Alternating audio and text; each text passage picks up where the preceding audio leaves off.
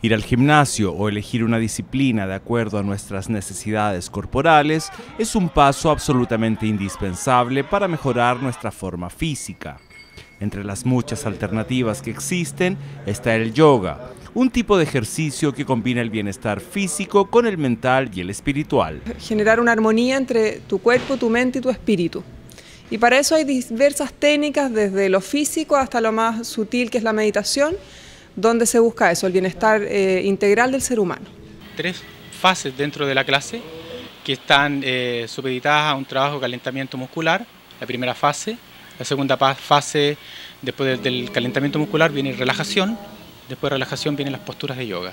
Aunque la popularidad de los aeróbicos y las pesas supera ampliamente a la del yoga, esta disciplina milenaria otorga una forma física alargada y armoniosa que entrega equilibrio, fuerza y estabilidad al cuerpo.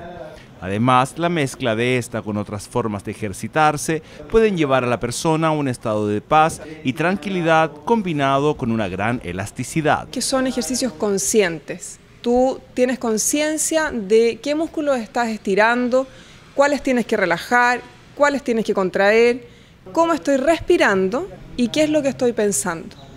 El yoga se recomienda para todas las edades, ya que no existe un límite en ese aspecto y los movimientos no generan impacto en las articulaciones.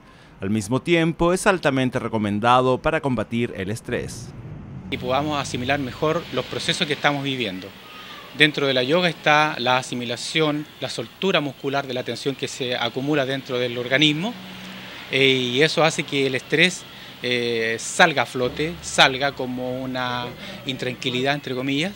El yoga, como es sabido, es una técnica que puede ayudar a mejorar nuestro estado integralmente. Y para alcanzar esa mejora, los expertos señalan que se requiere de por lo menos 3 meses de práctica y así sentir un cambio real en nuestro cuerpo y mente.